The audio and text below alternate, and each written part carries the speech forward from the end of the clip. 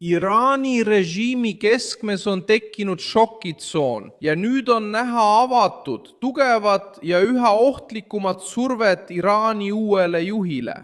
Selle pühapäeva 2026. aasta 19. aprilli esimestel hetkedel muutus kriis veelgi tõsisemaks. Sest just see baas, mis on alati režiimi toetanud, hakkas nüüd raevukalt reageerima sellele, mida nad nägid kui alistumist, segadust ja nõrkust.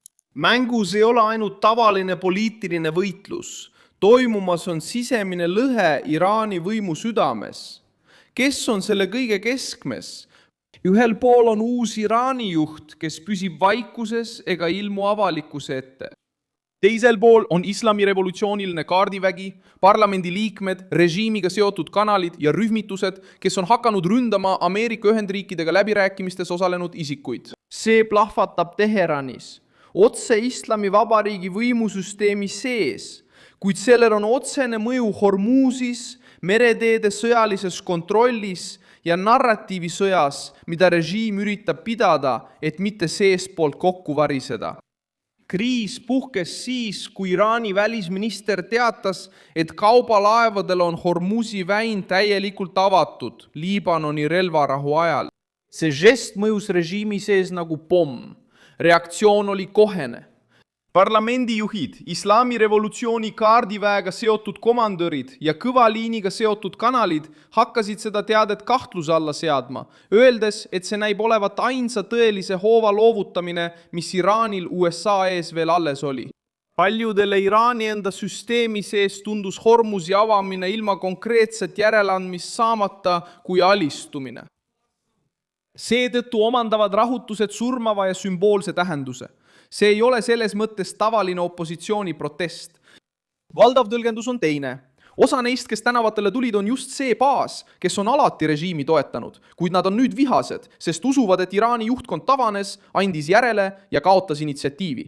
Viha ei oleks suunatud ainult välise vaenlase vastu.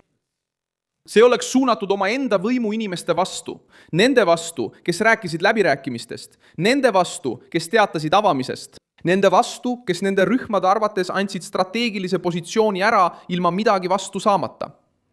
Kuidas see lõhe ilmneb? See ilmneb diplomaatilise narratiivi ja sõjalise reaalsuse kokkupõrkes. Kui välisminister rääkis avatud läbipääsust, siis islami revolutsiooni kaardiväega seotud kanalites tulnud sõnum oli hoopis teine. Hormuzi väin oli endiselt kontrolli all, piiratud ja sõjalise järelevalve all. Samal ajal hakkasid karmi liini leerist pärit avaldused nõudma selgitusi, juhtima tähelepanu segadusele ja nõudma, et vaikus tippjuhtkonnas katkestataks. Sõnum oli selge. Keegi rääkis liiga palju, keegi andis liiga palju järele. Ja nüüd püüab režiim kahjusid korvata. See pingeline olukord kasvab veelgi, sest tegelikult ei tea keegi, kes juhib. See on üks peamisi spekulatsioone, mis kriisi valitsevad. Iraan ei tundu enam tegutsevat ühtse juhtimisega valitsusena. Näha on võitlust mitme võimukeskuse vahel. On olemas läbirääkimisi pidav tiib, on sõjaline tiib, on parlament, on ideoloogilised kanalid. Ja kõik näivad püüavad tagada endale koha sõjajärgsel ajal. See, kes peab läbirääkimisi Ameerika Ühendriikidega ja näib võitjana välja tulevat, saab jõudu juurde. See, kes näib nõrk, võib kõrvale tõrjutud saada. Just selles õhkkonnas kasvab arusaam, et režiim võib libiseda millegi sarnase poole, midagi sisemise sõja sarnast fraktsioonide vahel. Ja uue juhi puudumine ainult halvendab olukorda. Tema valimisest on möödas juba üle kuu, aga ta pole ilmunud videos, pole esinenud helisalvestuses ega andnud avalikkusele otsest märki oma võimust. Avalikustatud on ainult tekstid. See avas ukse laastavale kahtlusele selles analüüsi suunas. Kui keegi ei näe juhti, kui keegi ei kuule juhti, siis kes tegelikult tema eest räägib? Spekulatsioone on juba niigi palju. On neid, kes avalikult tõstatavad hüpoteesi, et ta on töövõimetu, isoleeritud või isegi surnud. See on äärmuslik kahtlus, kuid just juhtimise tühjus toidab sellist tõlgendust. Samal ajal muutus välisministri positsioon veelgi nõrgemaks, kui Donald Trumpi ja Ameerika Ühendriikide keskväejuhatuse avaldused kinnitasid, et Ameerika mereblokaad jätkub. Sõnum oli otsene. Pole tähtis, mida Teheran ütleb. Iraani sadamad jäävad surve alla.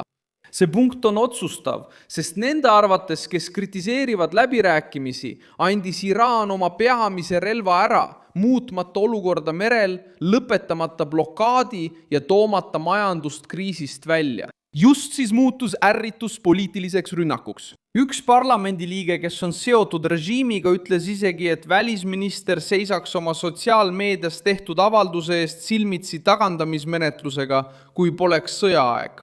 Teine tähtis isik hoiatas, et Iraan kaotab psühholoogilise sõja ja narratiivide sõja, kuna ei tegutse piisavalt kiiresti ega kontrolli sõnumit. Teisisõnu, selle tõlgenduse kohaselt pole režiim kaotanud ainult sõjalist jõudu. See kaotab ka võime veenda oma enda toetajaid, et ta teab endiselt, mida teeb.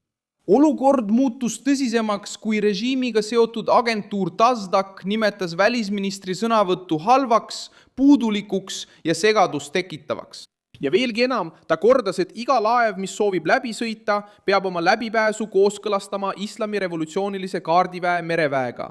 Pärast seda astus lavale parlamendi esimees, et rünnata Trumpi, eitada täieliku avatuse ideed ja kinnitada, et Hormuzi reeglid otsustatakse koha peal, mitte sotsiaalmeedias. See näitab režiimi, mis üritab end kontrollida, avalikult endale vastu räägib, püüab kustutada seda, mida ütles mõned tunnid varem ja paljastab kogu maailmale, et nende käsuahel on lõhki. Selles loos on veel üks plahvatusohtlik kahtlus. Osa Iraani kõrgema juhtkonna digisuhtlust võib Ameerika Ühendriikidest juhtida keegi, kes tunneb Ameerika kultuuri väga hästi. See suurendab silmakirjalikkuse ja allakäigutunnet. Kui režiim räägib vastupanust ja ohverdusest, siis selle funktsionäärid ja lähiringkond oleksid kaitstud kaugel sellest kaosest, mille loomisele nad ise kaasa aitasid. Rahvale, kes kogeb inflatsiooni, hirmu, isolatsiooni ja verd, on see väga raske koorem. Lõppkokkuvõttes näitab see kriis midagi lihtsat ja brutaalset. Iraani režiim paistab vähem ühtse masinana ja rohkem lõhestatud, närvilise ning iseenda suhtes umbuskliku blokina. Toimuv on sisemine võitlus võimu pärast. Seda võitlust peavad Islami revolutsiooniline kaardivägi, poliitiline juhtkond ja läbirääkijad. See puhkeb nüüd pärast Hormuzi kohta käinud avaldust ja uue juhi vaikimist. See keskendub Teheranis ja Hormuzi sõjalises teljes. See areneb avaliku vastuolu, baasi viha ja fraktsioonide vahelise rünnaku kaudu. Ja miks? Sest alistumise tunne avas haava, mida režiim ei pruugi enam suuta sulgeda. Lõpuks on Iraan jõudnud veelgi süngemasse etappi. See pole enam ainult väline surve, vaid sisemine kokkuvarisemine. Ja kui Islami revolutsiooniline kaardivägi hakkab tegutsema tegeliku võimukeskusena, siis nõudmine juhi lahkumise järele ei kõla enam kui kauge kuulujutt, vaid pigem kui märk sellest, et režiimi tipp võib tõepoolest vankuda.